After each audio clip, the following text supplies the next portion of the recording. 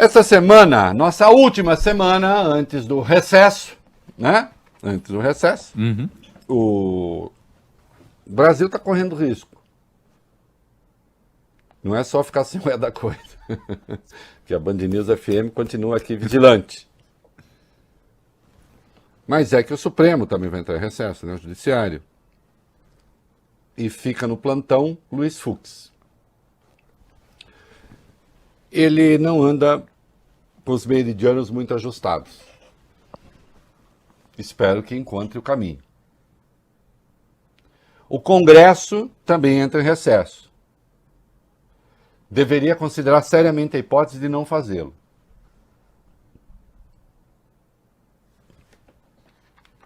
Nós vamos ver daqui a pouco meu editorial. A Anvisa acaba, faz meia hora, 35 minutos, saiu uma notícia com detalhes.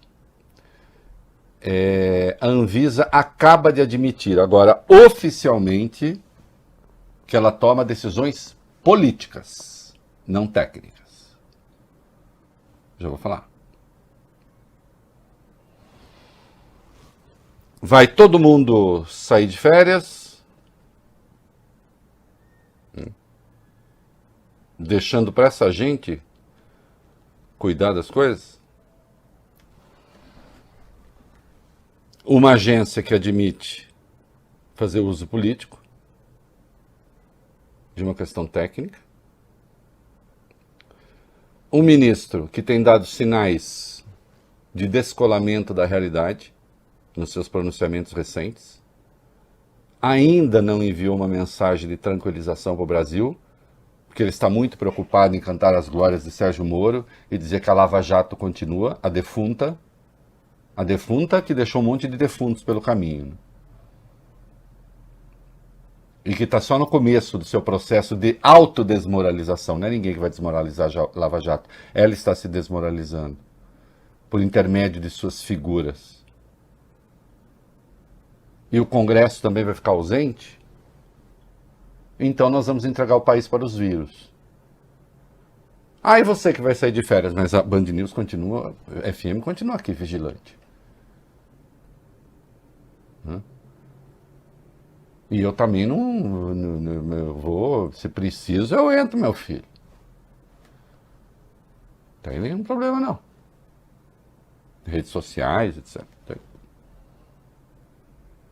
Nunca vivemos um momento tão delicado. E vocês vão ver por quê. Quem vê esse Brasil miserável, com essa gente miserável, delinquente, às vezes os mais jovens não sabem que nós tivemos grandes momentos, né? Esta semana, na nossa disposição de colocar, né, diversão e arte no meio desse desastre moral que a gente está vivendo, existencial, civilizacional, político. Esta nossa última semana antes das férias do programa, o homenageado é Tom Jobim. Eu acho que depois do Pelé, deve ser o mais universal dos brasileiros. No seguinte sentido, claro, Pelé é um artista da bola, né? O Tom Jobim é um compositor. Mas acho que ninguém na sua área de atuação teve no mundo o peso que o Tom Jobim, como brasileiro, o peso que o Tom Jobim teve. Entende? O Tom Jobim está entre os gigantes da música em qualquer tempo no mundo. No mundo. É um dos compositores mais regravados do mundo. Ele é o criador, junto com outros, mas ele é o principal formulador de um gênero musical, que é a Bossa Nova. Foi chamada de jazz brasileiro, mas tem particularidades aqui, criadas aqui por ele, por outros, mas basicamente, fundamentalmente por ele é o maior criador da Bossa Nova. Os grandes nomes da música internacional, praticamente sem exceção, gravaram Jobim com enorme sucesso, a começar daquele que é conhecido pela voz, Frank Sinatra. Né? Tem um disco que marca, que é considerado uma espécie de marco da Bossa Nova, né? Com uma música de Tom Jobim e Vinícius de Moraes, chamada Chega de Saudade. O disco também se chama Chega de Saudade, e é um disco de 1958 do João Gilberto, considerado o cantor por excelência e o instrumentista por excelência da Bossa Nova, no caso do violão, com a sua batida específica, aí vocês estudem a tecnicalidade da coisa, né? E a partir daí tem início um período de ouro da música brasileira, né? Em que ela realmente alcançou o mundo inteiro. Neste momento agora tem gente gravando Jobim no planeta inteiro, em que a música chega, tá lá gente gravando Jobim. Ainda hoje. Né? Se vocês fazem uma pesquisa, é uma coisa muito impressionante. Línguas que a gente nem sabe, tem que pesquisar para saber de que língua é aquela. Né? Estão ali cantando Jobim. Nem sempre o mundo nos conheceu pela polícia, pela safadeza, pela vigarice, pela compulsão homicida, né? Pela estupidez. Como nós vamos ver daqui a pouco. Né? Solta, Vólio Bene, que depois eu vou ter de falar dos estúpidos e que agora admitem e assinam embaixo. O Supremo não tem mais dúvida sobre o que fazer. Mas antes vamos lembrar que grandeza existe também. Vai, solta. Vai minha tristeza e diz a ela que sem ela não pode ser. Diz-lhe numa prece que ela regresse, porque eu não posso mais sofrer. Chega de saudade, a realidade é que sem ela não há paz, não há beleza, é só tristeza e a melancolia que não sai de mim, não sai de mim, não sai. Mas se ela voltar, que coisa linda, que coisa louca, pois há menos peixinhos a nadar no mar do que os beijinhos que eu darei na sua boca, dentro dos meus braços. Muito bem, tá aí. Chega de Saudade. Inaugura praticamente. É o marco da Bossa Nova. É claro que vinha sendo coisa produzida antes, mas isso é uma espécie de marco. E esse Chega de Saudade, além, quer dizer, Chega de Saudade aí, na verdade, é uma espécie de uma divisa, né? A Bossa Nova representa uma mudança na música brasileira, né? Um rompimento de um padrão. Esse Chega de Saudade também tem um pouco sentido de olhar para frente, avançar, né? Sem que isso tenha significado um ponto de vista agressivo em relação àquilo que veio antes. Mas é claro que o João Gilberto inaugura também um jeito de cantar, né? Ele tinha ouvido absoluto, né? E não tinha o vozeirão, né? Era uma outra coisa.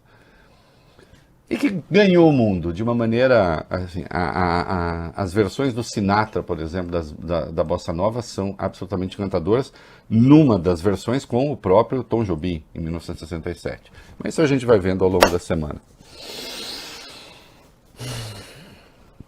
Agora vamos a uma outra coisa, porque nós estamos nos tornando notáveis.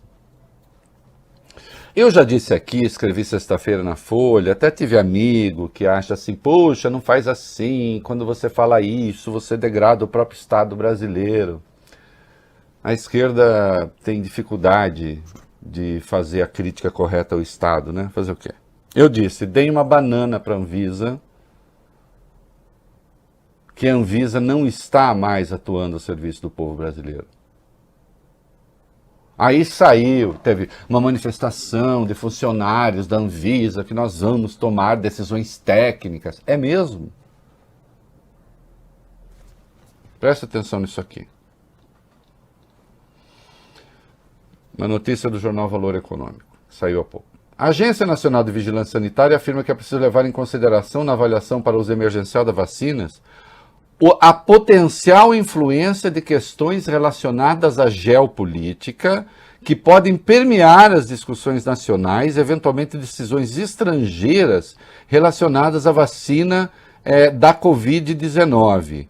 A informação consta de nota na qual a agência detalha que estabeleceu 10 dias, né, de prazo para tomar sua decisão. Prestem atenção nisso aqui.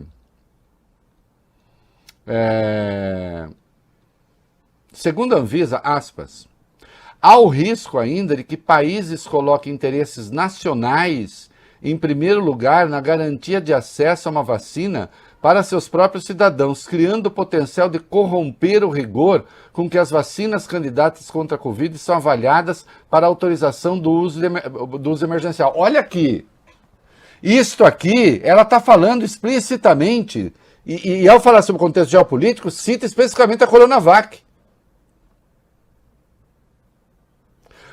O que a Anvisa está dizendo é que ao avaliar a Coronavac, ela vai levar em conta que a Coronavac é uma vacina chinesa.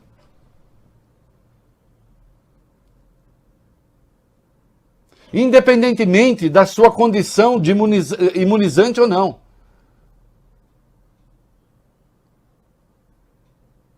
Está na cara que está na cara que a decisão agora é política.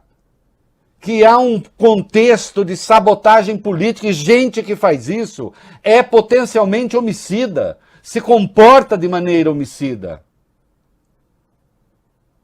Nós estamos entrando num grau de... Não há uma indignação equivalente à loucura dessa gente. E quando as pessoas começam a ser doidas assim e não há uma reação de indignação correspondente, elas vão ficando mais doidas. Isso, aliás, é da natureza humana, é da cultura. Dá-se sempre mais um passo, porque vê que não acontece nada.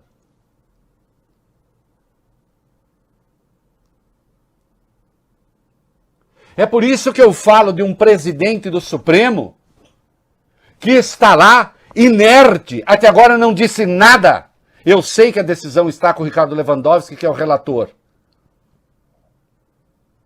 Que deu as 48 horas para o governo apresentar um plano. Que, aliás, de boa fé, até tirou de votação a coisa para esperar, para ver o que... E o governo entregou aquela miséria que nós vamos ver daqui a pouco. Mas a essa altura o presidente do Supremo já deveria ter vindo a público para dizer assim, este tribunal garantirá que o povo brasileiro merecerá o devido tratamento, segundo lhe garante a Constituição. E, no entanto, está lá, perdido nas suas digressões inúteis. Oh, não podemos desconstruir... Lava Jato! Lava Jato a essa altura! A Lava Jato nos deu Bolsonaro de presente! Deixe de delinquência intelectual, senhor! Está chamando o presidente Supremo de delinquente? Não! Praticar delinquência intelectual é outra coisa. No discurso do CNJ, no outro dia conversando num grupo, de novo, a mesma coisa, a mesma tecla. Com os brasileiros morrendo, estamos perto de 200 mil mortes. Mas eu entendo, o Bolsonaro deve olhar para isso e falar assim, nossa, 200 mil mortos, 0,1% da população? 99,9% não morreram. Porque se você pensa percentualmente, é quase nada. Não é isso? Para que se preocupar? 3% dos brasileiros se contaminaram, grande coisa, 97% não.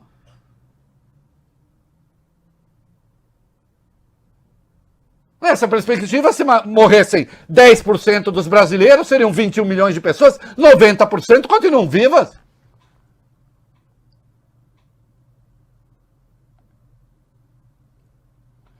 É uma vocação genocida. Aí não no sentido da morte do genus de uma raça, mas do morticínio em massa. Que, aliás, é o que está na raiz do pensamento do Bolsonaro. O que o Bolsonaro queria desde o começo? Não precisa quarentena, não precisa distanciamento, não precisa máscara, não precisa nada. Ele participou de uma outra solenidade agora sem máscara. Para fazer logo a imunização de rebanho. Quantos vão morrer? Não importa. Mas para a economia vai ser melhor. Porque a tese é que se a economia crescendo, então, porque senão mata mais gente. Sem pensar no desastre econômico que seria esta perspectiva.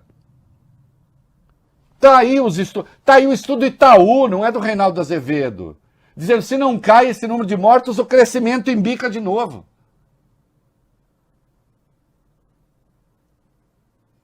E isso deseduca a população também. Claro que deseduca parcelas importantes da população. Tá aí, daqui a pouco nós vamos ver 25 de março, lotado, aquela gente toda, não sei o quê. Não quer nem saber. E insisto, as pessoas têm o direito de morrer, de querer morrer. Não existe lei que pula o suicídio. Lei do mundo dos homens. Existem as perspectivas religiosas. Mas e matar os outros? Aí não pode. Botar os outros em risco, aí não pode. Como é que uma agência que se diz de vigilância sanitária fala um troço como esse? Levar em conta os aspectos geopolíticos. Quer dizer que, em nome dos aspectos geopolíticos, pode-se deixar de administrar um imunizante à população brasileira que salve milhares de vidas?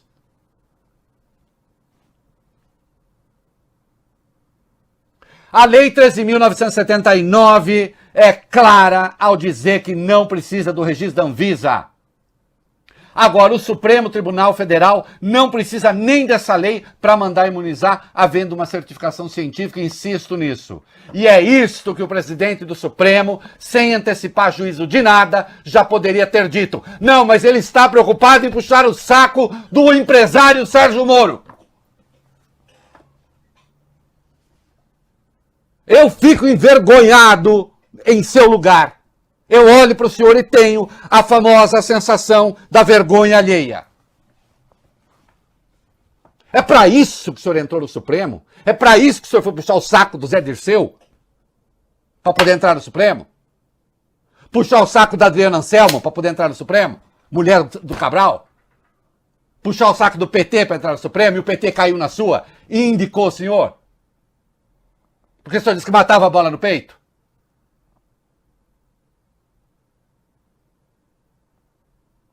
É para isso.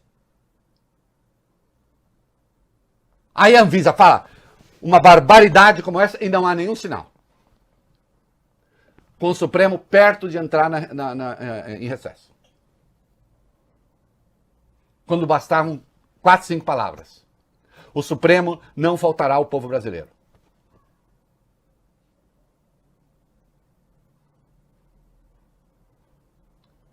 Com os hospitais, o Einstein, que é um hospital, enfim, para classe A, já está com 95% dos leitos destinados à Covid ocupados. Os hospitais de pobres já estão lotados, com fila esperando. Os mortos se multiplicando. Mas e daí, né? Faz pesquisa da Datafolha, tem 37% dizendo que o Bolsonaro é ótimo e bom, então tá certo. Como se isso fosse um critério, inclusive de saúde pública.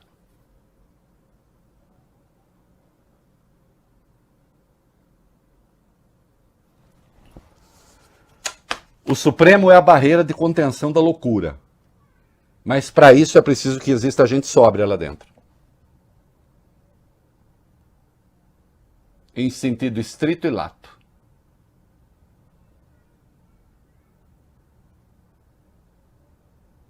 Senão nós estamos mal pagos. Fica aqui a advertência. Bom, Augusto, você já sabe, né, que esse é o nosso primeiro vídeo de hoje, né? Dos vídeos menores. Ele deu joinha.